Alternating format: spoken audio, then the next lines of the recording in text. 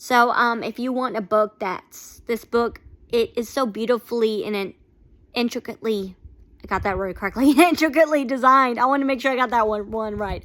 Because I love that word. One of my favorite. I'm a huge vocabulary nerd, so one of my favorite words. But it says, no matter how far away, no matter what you've done, what you've said, no matter what, God is always chasing after you. And you are never too far gone. Never too far gone. Never. And it also talks about if you, like, lose your virginity, are you ever going to be used by God again? And yes, because that's what we've been talking about in our church sermon. It's a series about marriage. But this last week we were talking about that. We've talked about it before in church. And I just think it's beautiful because, yes, you can. No, you can never get that back. But God can still use you. You're not damaged goods. Like, no matter what you've done, said, no matter what, in which area of your life.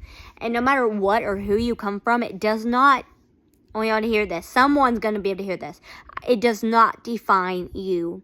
Because I thought it did for so long. For so long, I thought it did. But it doesn't. God can still use you, and God can still make beauty from the ashes. And God can also redeem the coldest hearts. You know what I mean? Like, there's also that in this book as well, because this dude's father, they were estranged, and he beat him up, and, like, it was so much abuse and trauma. And he got diagnosed with cancer. And literally 2 weeks, I think, before he died, they got to go up for a Christmas celebration and stuff. And that's when his best friend, they fake dated and stuff, which they did. But, I'm like, anyway, the whole thing. But he got to actually talk with his dad. And he got to say a lot of things. And he got to say some stuff back. And he actually got to lead him. I almost cried at this part.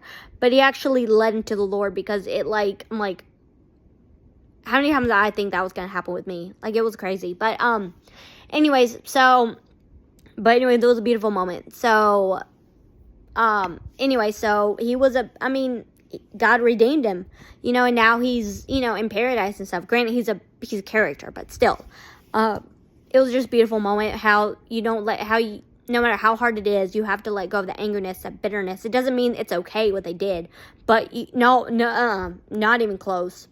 Forgiveness does not mean that. I thought it did too, but forgiveness does not mean that.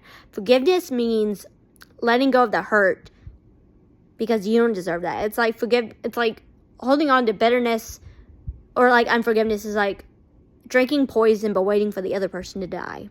So, but it was so amazing.